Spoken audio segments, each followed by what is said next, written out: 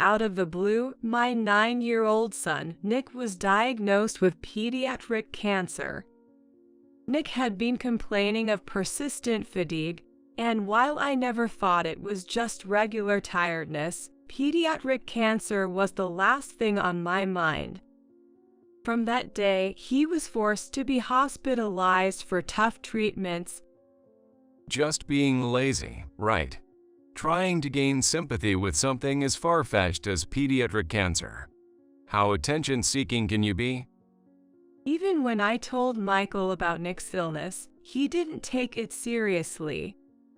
Despite being busy with work, he never once visited Nick in the hospital. My MILF, Susan, insisting that housework is the wife's job, never lifted a finger to help and only complained. Then, one day, Susan and Michael, who had never visited before, came to Nick's hospital room. You know, cancer can be cured with vitamins, right? Excuse me. I found lots of stories online about miraculous cancer cures with vitamins. Like, stage 4 cancer disappeared in a week. So, I'll cure our Nick's cancer. He took the orange juice Nick was drinking, threw it over his head. I'm going on a week-long spot rip with your grandma. Make sure you're cured by the time I get back. Shocked by this unbelievable event, both Nick and I were speechless. After they left, Nick burst into tears, relieved from the fear. Cure cancer with vitamins? What is that even about? And who throws liquid on a sick person seriously? Filled with incredible anger, I decided to get back at them. Little did they know, a shocking truth awaited them a week later. I married my first husband, David, when I was 26. He was 4 years older and had been my tutor when I was preparing for high school. After I started working, we reconnected as colleagues. They gradually moved from reminiscing to talking about the future and got married. That's the background of the situation. The following year, Nick was born. Just as our new family began its journey, David passed away due to illness. He had felt fatigue but didn't seek medical attention due to work. One day, he collapsed at work, and upon examination, it was discovered he had cancer. He started treatment immediately, but the disease progressed rapidly, and he passed away 3 months later. Years later, I remarried my current husband, Michael. Initially, I worried about how Nick and Michael, not related by blood, would get along. But gradually, they grew closer, and one day Nick asked if he could call Michael Dad. Surprised, Michael and I exchanged looks, but we knew this was our answer and considered marriage seriously. Our meeting with Michael's parents went smoothly, and they adored Nick as their own grandchild. It was Michael's first marriage, so we invited family and close friends for a wedding ceremony. You would have thought I'd have 2 weddings. I joked with my friends. It was a heartwarming ceremony. However, the seemingly happy in-law family had its issues. Michael's younger brother, who married before us. Michael had moved out when he started working. Marriage was unthinkable, it seemed to be his favorite saying. And his serious brother-in-law decided to take over his parents-in-law's family, got married, and lived with them in the in-laws' house. My mother-in-law, Susan, seems to be at odds with my brother-in-law's wife, Alice, and her complaints about Alice always enter into the conversation, which made me uncomfortable. I didn't want to take sides based only on her complaints, nor did I feel right asking Alice about it. So, I mostly nodded along and ignored her rants. But this seemed to encourage her to increasingly intrude into our home. She started staying over for various reasons, and before I knew it, she was staying over half of the month and eventually moved in with her belongings. She began acting as if she owned the place, and her attitude towards me and Nick changed. At first, my mother-in-law was kind and understanding to me and my son. She began to say sarcastic things that were not important to us. Before remarrying, I was working part-time, getting by with the help of David's estate. Even after remarrying, I continued working part-time, albeit less frequently, to contribute a little extra. Considering Nick's future, having more money is always better. However, Susan implied that my working part-time meant Michael wasn't earning enough and kept telling me to quit.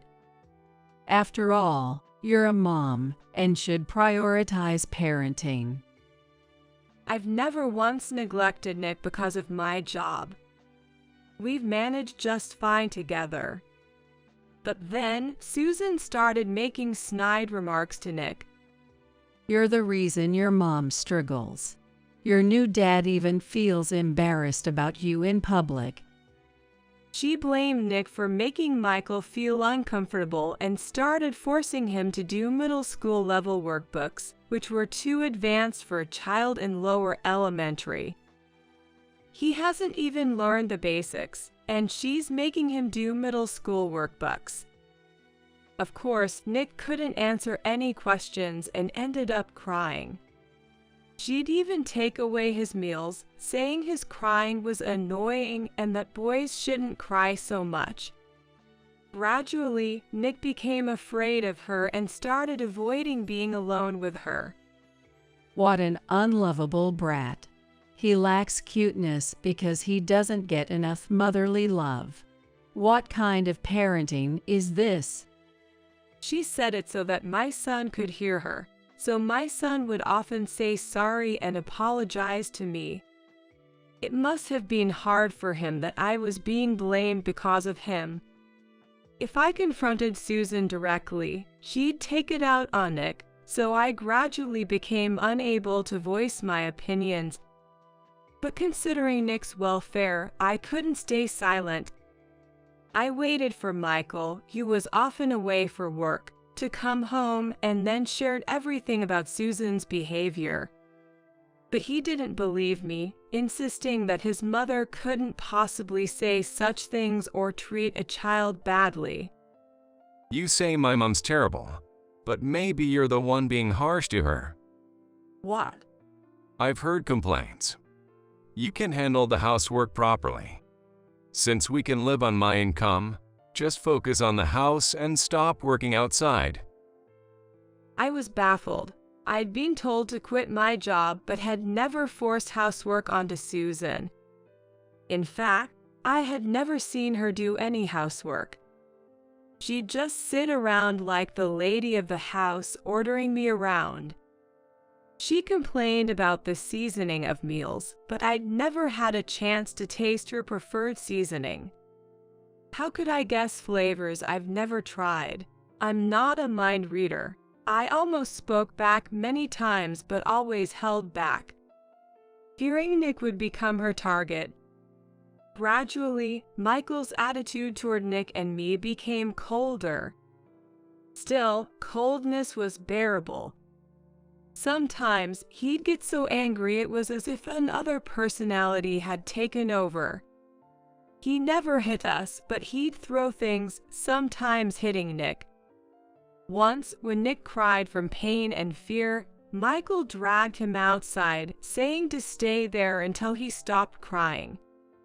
I shielded Nick, ready to be hit, but luckily, Michael lost interest, measuring it was a turn off. He must be stressed from work. I fought, believing he'd return to his kind self if he calmed down. I decided to endure, prepared to protect Nick from harm, but it wasn't easy. Amidst these unresolved issues with Susan and Michael, Nick turned 9. He loved basketball and started attending a clinic held by an amateur basketball team. Having something to focus on and less time facing Susan, he seemed much happier. Then, one day, he started feeling unwell. At first, I thought he'd overdone it with basketball and let him rest, but a week passed without improvement. It seemed to worsen, so I took him to the pediatrician we'd always relied on. They suggested we get more thorough tests at a larger hospital. I was clueless about big hospitals. The only experience I had was when David was treated. The doctor, having connections, wrote a referral for us. I was advised to get a medical consultation as soon as possible, preferably by tomorrow. I was grateful for seeing a familiar doctor first, but at the same time terrified that Nick might have a serious illness. I told Michael, asking him to come with us, but he refused. It's probably just him faking it. Did something happen at school? If you believe everything a kid says, no amount of money will ever be enough. Big hospitals are expensive, right? Cover it with your part-time income. I've heard of kids using sickness as a way to rebel against their parents. But would a child fake being sick to the point of not eating well and continue it for a week? Even adults find it hard to fast for a week to make a statement. It requires extraordinary determination. In any case, Nick's illness lasting a week surely meant something was wrong. I had no issue paying with my part-time income and declared to Michael that I would take Nick to the hospital alone. He just responded with a dismissive "do whatever you want," and was visibly upset that evening. The next day at the hospital, they prepared for the worst-case scenario. When I asked the doctor what that meant, they said pediatric cancer. Symptoms can be similar to a cold, including abdominal pain or sudden weight loss. They asked if I had noticed anything unusual, and Nick revealed he had been experiencing joint pain. When I asked why he hadn't mentioned it, he said he didn't want to worry me more or have me face unpleasant comments from Michael and Susan. I felt terrible that he was suffering yet worried about me. Perhaps if I had managed things better with Michael and Susan, I would have noticed the signs of Nick's discomfort earlier. As I reflected on my shortcomings, another shock hit me. Nick's illness was an early symptom of pediatric cancer. He had to be hospitalized, and while preparing for his stay, I informed Michael and Susan. Pediatric cancer. A worthless burden that costs a fortune. I won't pay a dime. Cancer hereditary, right? David died of cancer, didn't he? Thanks for passing on such a great legacy. Michael added coldly. Their heartlessness was beyond belief. Cancer treatments can be quite expensive. Susan was only worried about the cost. Michael even said in front of me that the treatment expenses would come out of my part-time income. I couldn't stand being around these foolish people any longer, so I quickly left for the hospital where Nick awaited. Nick had to give up basketball, which he loved, and his enjoyable school life to focus on the treatment. Fortunately, the pediatric ward had a school, so he wouldn't fall behind in his studies. But seeing other children in much worse conditions was a shock to him. Will I end up like them? Will I never play basketball again? I wanted to become a star player to make your life easier, Mom. He felt guilty for burdening me with his illness. It's said that a patient's mental state can influence their condition, so I was advised to avoid making him feel like a burden. I've never blamed him, but maybe my worry showed. Maybe I unconsciously emitted an aura of anxiety that he picked up on. I resolved to bolster my spirits and encourage Nick, who was becoming increasingly disheartened. There were times he cried out, wishing to die rather than getting better. The side effects were so painful that it seemed unbearable. They say even adults find some cancer treatment stuff to the point where they feel like giving up. I thought I understood the hardships of cancer treatment from David's experience, but he hadn't undergone extensive treatment. In reality, I only thought I knew. You can say anything with words. But I wanted to truly support Nick. I sought opportunities to hear from those who had experienced similar situations. We were introduced to a college hospital where I met a student who had survived pediatric cancer. I listened to the person's story and asked what words were painful and what words made him or her happy. And what they wished to hear was incredibly helpful. Despite our struggles, neither Michael nor Susan visited Nick. Frankly, their presence would likely dampen our spirits, so their absence was preferable. However, a bit of concern when I returned home for Nick's clothes would have been appreciated. Back at the hospital again. Aren't you my wife? Why are you neglecting our home to do this? The rare times he spoke to me were just to berate me for prioritizing Nick over being a good wife. Whether at the hospital or home, there was never a moment of peace for me. I was constantly on edge, barely getting by on sheer willpower. Amidst all this, my father-in-law, Bob, was the only one who consistently came to visit us. His care for Nick and me, and our light-hearted conversations, allowed us to momentarily forget the harsh reality. I can't be more grateful to Bob. It was also a joy to see Nick, who usually seemed uninterested, smile more whenever his grandfather visited. Bob once confided in me that he had lost a close friend to cancer.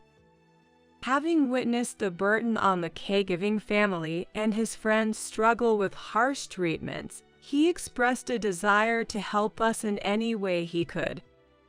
Just knowing his intentions was enough for me. I wish that Michael and Susan, who I live with, could have even a tenth of Bob's compassion. But expecting something and being let down hurts more, so I decided not to hope for anything. One day, Susan and Michael, who had shown no interest in Nick's battle with illness, came to his hospital room. How long do you plan to run away from home like a teenage rebel? The house is a mess because you're not there. A wife has her duties, right? When it's time for someone to die, they'll die, so just leave it be. The cure for cancer is just a matter of luck anyway. Cure for cancer a matter of luck. Everyone dies eventually. What are those the words you say in a ward where many are striving for recovery? Were they always this despicable? I was so enraged and dumbfounded that I lost all reason. There are things you should and shouldn't say, right? There's a time and place for everything, isn't there? Don't you, who have lived many times longer than Nick, know that? Maybe you both should get a brain scan. Sometimes tumors in the brain can cause personality changes. I remembered some medical drama with a similar plot, though it was a vague memory. I said it confidently, hoping to scare them a bit.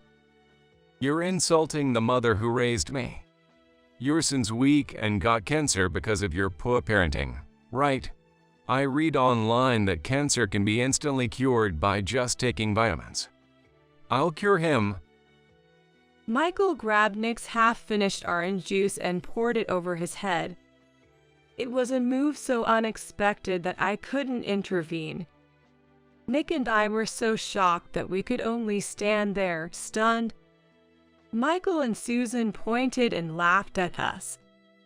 I'm going on a trip with Mom. If your stupid son's illness isn't cured by the time we return, who knows what we'll do? Keep that in mind. Make sure you clean up the house by the time we're back. They left the room after their one-sided tirade. As the tension eased, Nick burst into tears, overwhelmed by fear. The nurses rushed in upon hearing the commotion, busying themselves with cleaning and changing the sheets. Meanwhile, Nick and I waited in an empty room. I apologized to Nick for making our supposedly normal life, especially our home, a place of fear for him. I regretted my naive hope that reducing contact with Susan could somehow make things better, and for enduring these past years, I apologized to Nick. He comfortingly said he endured the mean granny just like I did, showing his kind nature. I vowed to exact an unforgettable revenge on Michael and Susan for their cruel words to Nick. About a week after making my vow of revenge, Michael called me. Hey, why can't I get into my own house? What kind of wife locks out her husband? Do you forget his providing for you? His voice was so loud, it rang in my ears, even with the phone's volume down. When did that house become his, anyway? That house was inherited from David. Michael suggested we start our married life there since his apartment lease was nearing renewal. He had said we'd eventually move to a new place, but there was no sign of that happening.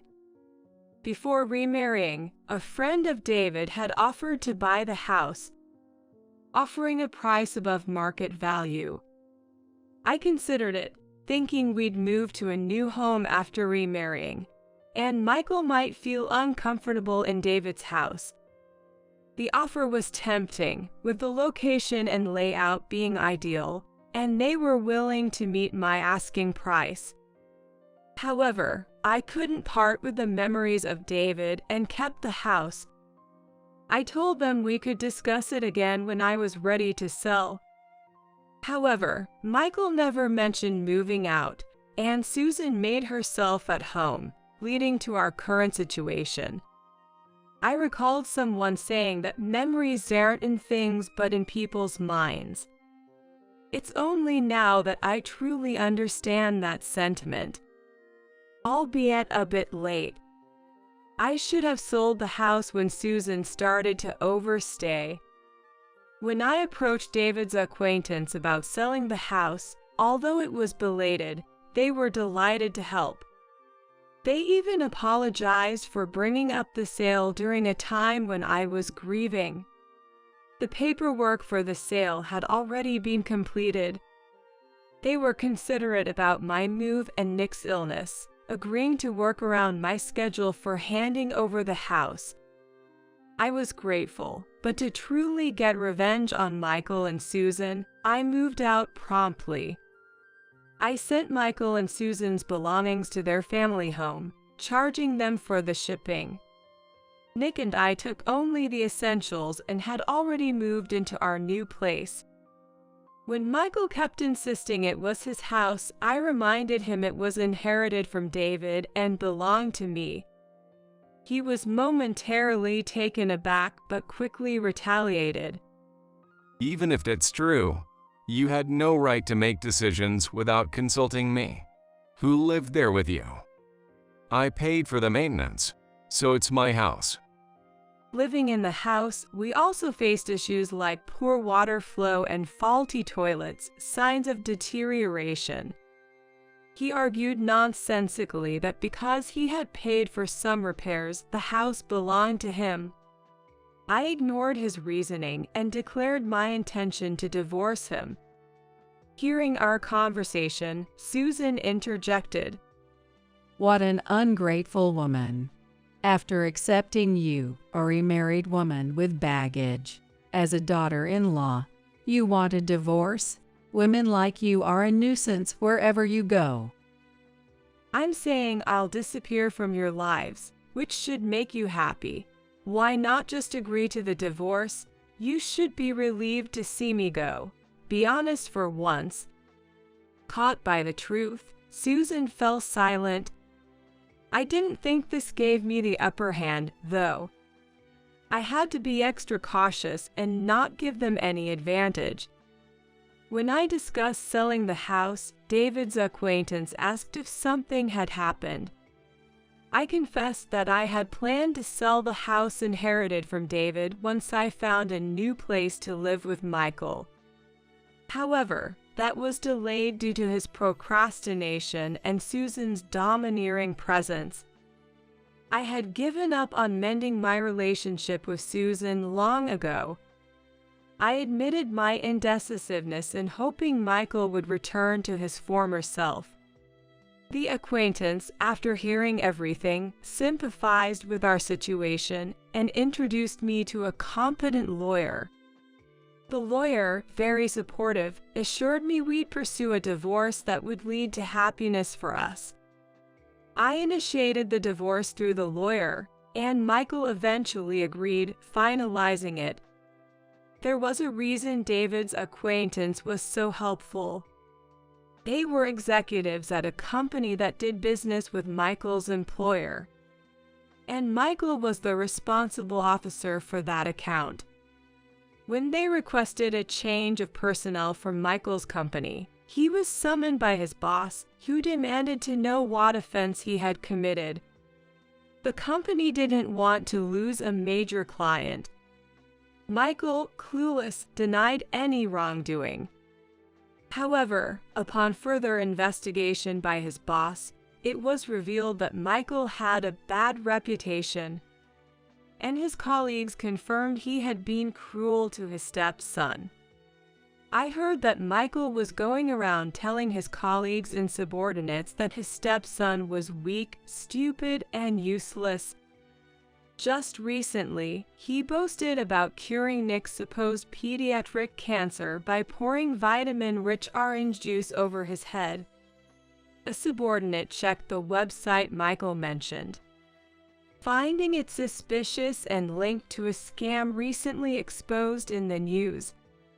The organization Michael was involved with turned out to be the seller of so-called miracle water at outrageous prices. When he was severely reprimanded by his boss, he defiantly responded, Does it matter to the company what I do to the kid? It's none of your business. He even bragged about how he had disciplined Nick. The company pointed out his behavior deviated too much from normal societal standards and told him it was too risky to keep such a person employed in this day and age. He was fired. Later, he heard rumors that an executive at a client company was acquainted with me. In reality, the person was a friend of David, but rumors often get twisted. Panicked, Michael sought my help. He showed up at my workplace, unaware of my new address. It turns out David's friend had been making moves, complicating his efforts to find a new job. Even without their interference, he would have had to explain his firing from the previous company. There must have been a significant reason for it. I told Michael, who only came to me when he was in trouble, that he got what he deserved and turned him away. Susan had nonchalantly returned to her family home, but there was no place for her anymore. When I decided to divorce, I made sure to tell Bob, who adored Nick, everything that had happened. He was heartbroken that his young grandson had been targeted and became furious upon learning the truth. The fact that Alice had also been mistreated by Susan came to light, and he finally lost his patience with her. When Susan returned as if nothing had happened, he told her they were getting divorced. Initially, she resisted, but then agreed, thinking it was better to receive alimony than to stay with an unwanted Alice and a husband who no longer cared for her. However, she ended up being the one who had to pay alimony, demanded by her Alice for mental distress. Michael, who had been temporarily staying with Susan, was also kicked out of the family home after Bob discovered their mistreatment of me and Nick. Susan and Michael are now living together in a run-down apartment, surviving as best as they can. He struggles to find steady work, managing only to get by with day labor. Susan, having been a housewife for years, refuses to work, and they are constantly fighting, each blaming the other. Their loud arguments have even led to noise complaints and warnings from the police. Both are to blame. Susan initiated the trouble, and Michael went along with it, but he shares the responsibility from the moment he participated. As for Susan, she seems too stubborn and thick-skinned to be affected by any downfall. After everything was settled, Bob visited me and Nick once. He was deeply apologizing for the actions of his wife and son. He wished us happiness and quietly gave me some money as compensation, which I initially refused. But he insisted, saying it was the least he could do since he couldn't be there to see Nick recover. Once I divorced, Nick felt a sense of relief from being free of the fear and control of his stepfather and grandmother, and his mood stabilized. The doctor started noting his good condition more frequently as he became more positive.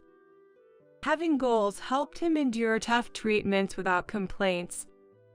His efforts paid off, and he was granted temporary discharge.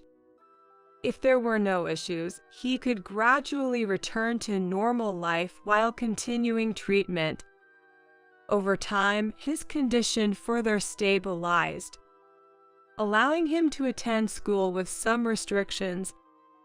Though he sometimes needs to be hospitalized, it's not for as long as before. He sets small goals for himself, like things to do or eat after his hospital stays or treatments, focusing on his recovery. This school and its students are understanding and supportive, giving me peace of mind when sending him there.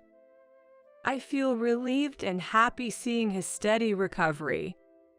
Now, I'm determined to walk towards greater happiness with Nick, side by side.